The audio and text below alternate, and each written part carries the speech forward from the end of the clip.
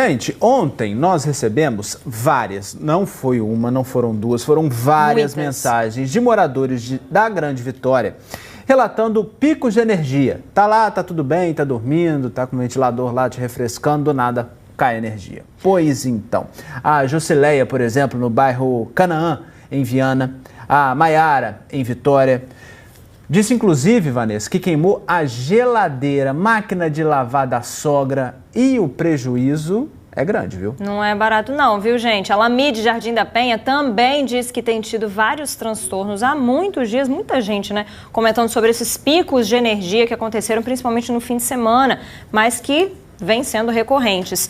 Agora, presta atenção, porque essa informação é importante para você. Você tem direito, tá? Quando isso acontece, se a luz piscar, se a energia cair, se você tiver algum eletrodoméstico que queimou na sua casa por causa de um pico de energia, você tem direito em relação a isso, você não precisa pagar. Existe uma lei relacionado a esse fato e a gente vai trazer agora para você essas informações com o André Afonso. Ele está com um advogado especialista que vai explicar, né, para todo mundo o que se deve fazer então nesses casos, né, André, quando você está em casa e aí de repente a energia caiu, depois quando voltou você percebeu que algum eletrodoméstico seu queimou, parou de funcionar. E aí, André, o prejuízo fica com a pessoa ou não? De quem é esse prejuízo? Pois é, Vanessa, Aurélio, como vocês já explicaram aí, recebemos muitas mensagens, inclusive relatando situações recorrentes, ou seja, não foi 1, 2 picos de energia, foram vários e aí não tem aparelho que suporte, acaba acontecendo esses danos mesmo, mas a Agência Nacional de Energia Elétrica já tem normas estabelecidas, um caminho desenhado para que esses usuários, consumidores, possam ter um ressarcimento, consigam uma compensação. Quem vai explicar esse caminho para a gente é o Sérgio França, advogado especialista em direito do consumidor. Sérgio, bom dia para você. Primeiro explica para a gente em quais casos esses usuários podem ter aí uma compensação, podem ter esse ressarcimento. Bom dia, André. Bom dia, Aurélio, Vanessa. Bom dia a todos que nos assistem. Sem dúvida, infelizmente é um caso bastante recorrente, né?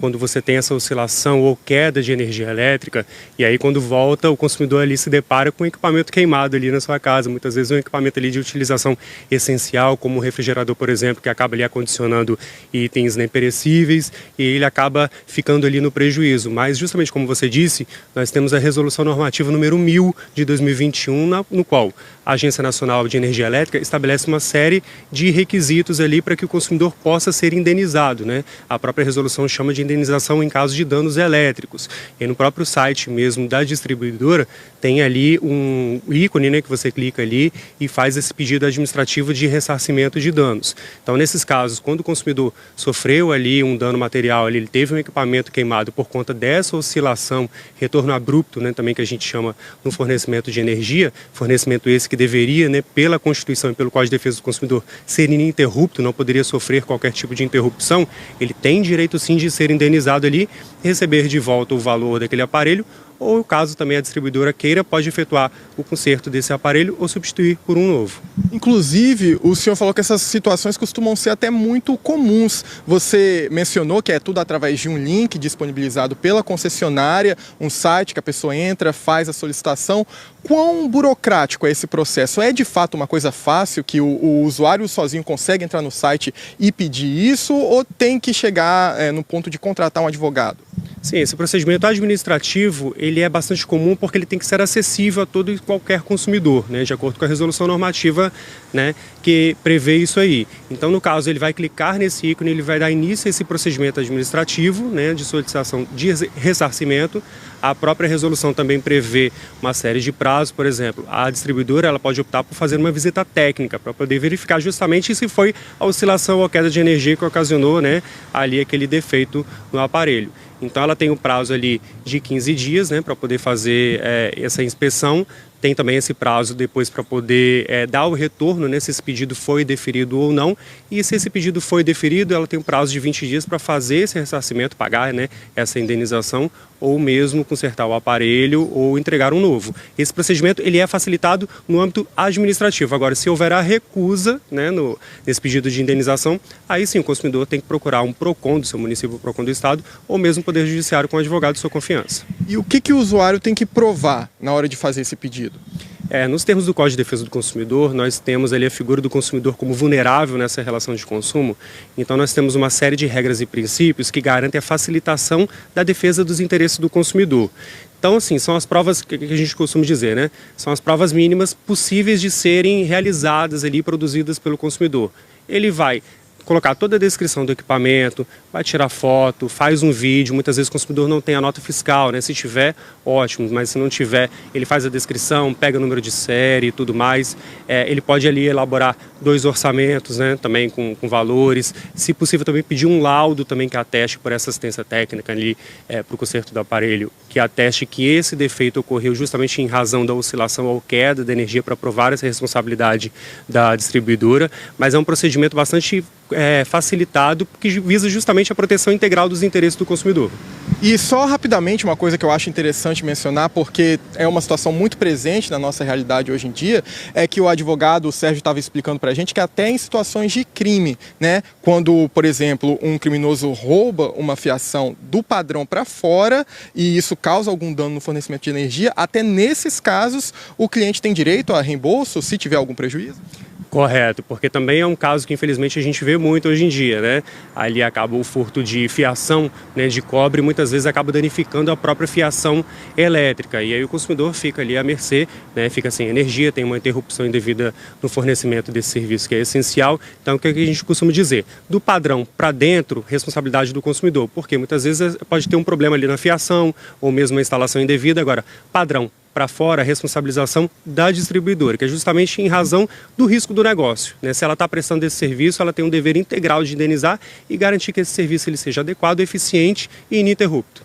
É isso. Sérgio, muito obrigado, viu, pelas explicações aqui no Bom Dia Espírito Santo. E a gente procurou, claro, também a concessionária de energia que atende o Espírito Santo, que explicou justamente isso que o Sérgio falou, que existem essas normas da Agência Nacional de Energia Elétrica e que existe também esse canal aberto para os consumidores se informarem e fazer essa solicitação. O endereço desse site é o EDP Online, edponline, tudo junto, .com.br.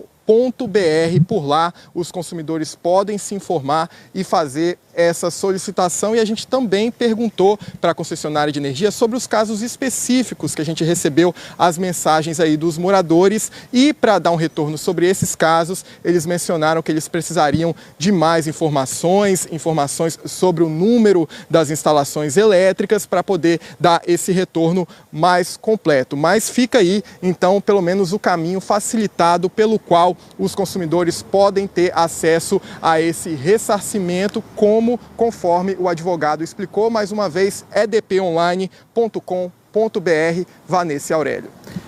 E tem muita gente, André, justamente falando isso da burocracia, da dificuldade em se conseguir. O advogado disse que há uma facilitação, obviamente, só que ainda não está fácil para o povo. Muito obrigado a você e obrigado ao advogado também, não é, por trazer essas informações. Gustavo, Vanessa, está dizendo assim: tive meus equipamentos queimados em um curto-circuito na rede.